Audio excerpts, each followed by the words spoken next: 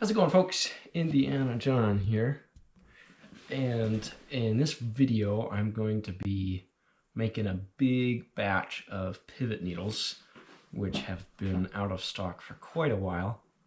Yeah, this is pretty much what the whole video is. And real quick, for those that don't know what a pivot needle is, this is my personal pivot needle. I have used this on too many knives to count, and I don't know if you can really see that very well, but pretty much the way that it works is it's an alignment tool for putting the pivot, threading the pivot through the handles and washers and scales and liners and the blade or the bushing in the blade and all that jazz to assemble a butterfly knife or even a different style of pocket knife.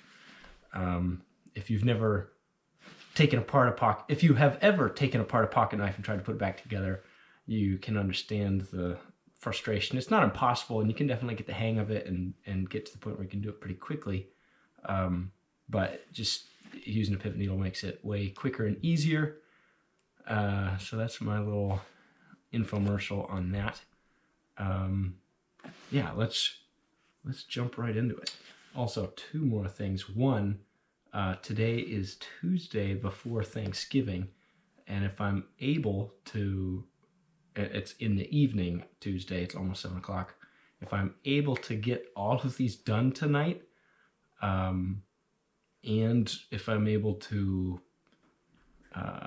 piece together a video for this before Friday, then I would like to do a drop for Black Friday with a discounted price, but I didn't want to include that in case I don't get it done in time, so then I can just cut this clip out. Also, the other thing, you can't really see, I think you can see like one box, but this is what my desk looks like at the moment, or bench or whatever. Crazy Facebook Marketplace deal. The guy knew what he had, but he had a ton of stuff to get rid of, so this was $25, and I'm very excited, but it's hard to act like it's not there and just look at the camera. Anyways, let's start cutting and turning and doing all of the machiny stuff to make pivot needles. Okay, surprise, surprise. It is midnight now, 10 after, and I still have not actually started on the pivot needles. But I have done a lot of work on this tool thingamabobber here. It originally had that motor with that pulley and this belt, but I made these pulleys for this motor and this belt, and I made this diamond tool dressing holder thingy. This guy holds a single point diamond. So I now have a powerful enough motor that doesn't slip on the belt, and I took the spindle out and oiled it and all that jazz and dressed this wheel, and now I can go cut up all of this stock with this jig and get cracking finally.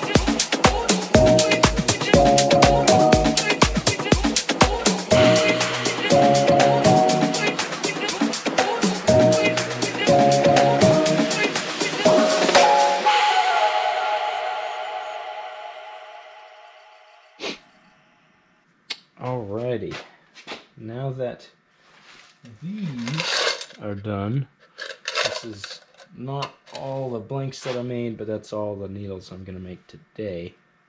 Now I can make the tubes and be done with all this, but there's a couple of things I wanted to say. First, I would like to show you guys me using a needle. So I've got a pivot, just goes right on the end, and then here's a liner and scale. Now if I had been thinking, I would have put a Zen pin in there. Normally you'll have your handles assembled when you're using this, and you've got your blade. My fingers are wicked cold right now, so they're kind of moving slow. Anyways, you've got your blade with your washers and your handles. Boom. It's all kind of stuck together because you've got your spacers and Zen pin. And lining all that up is kind of a pain in the butt. But with a pivot needle, you just pop it through there.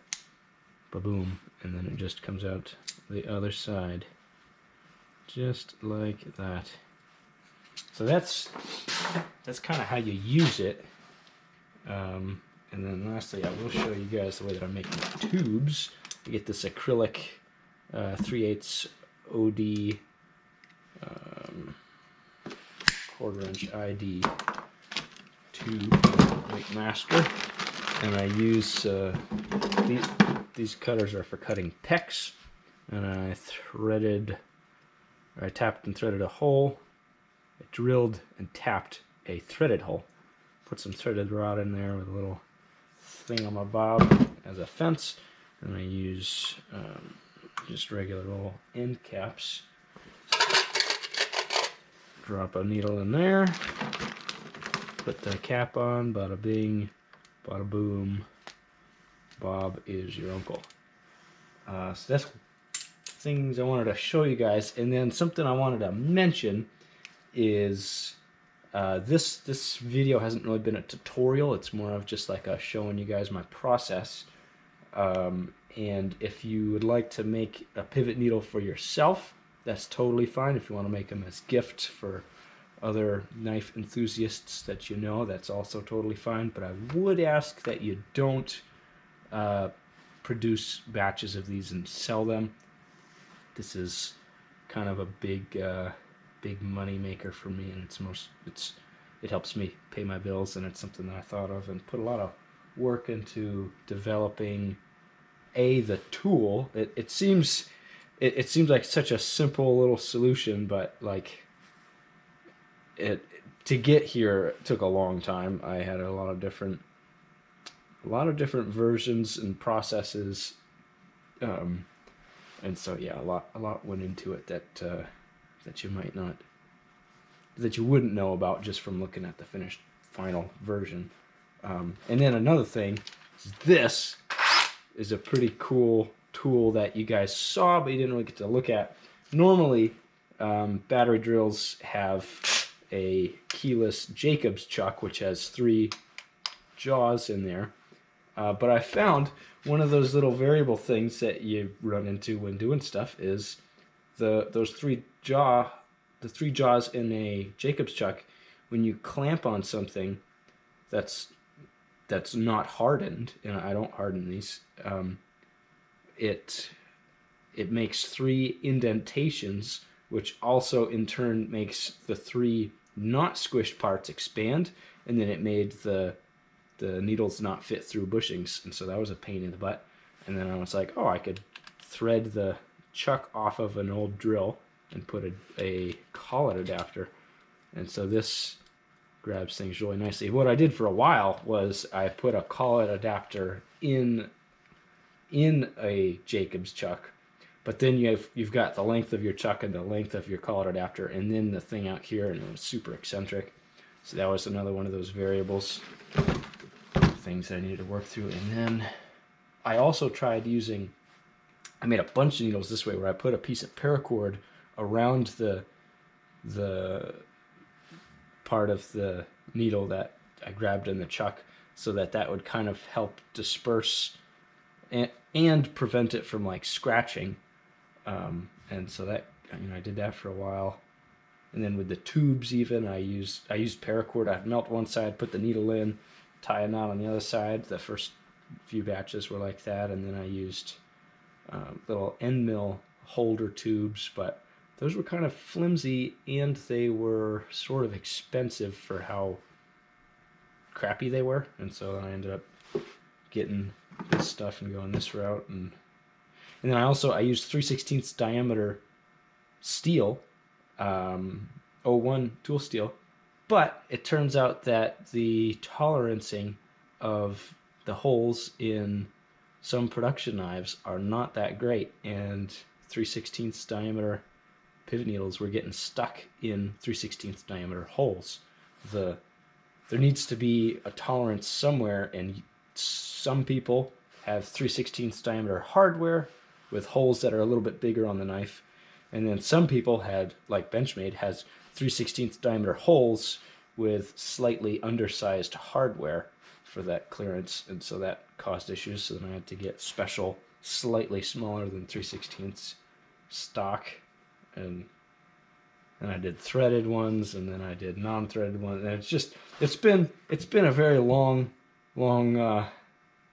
journey figuring out how to make these and stuff. And so yeah, that's pretty much it. If you want one, you should check out my website, ballystuf.us. Put a link in the description of the video. Yeah, I think that pretty well concludes things. Thank you guys for watching. Sorry for the last few minutes I've been not in frame. Yeah, thank you guys for watching. See you in the next one. Have a good one. Bye.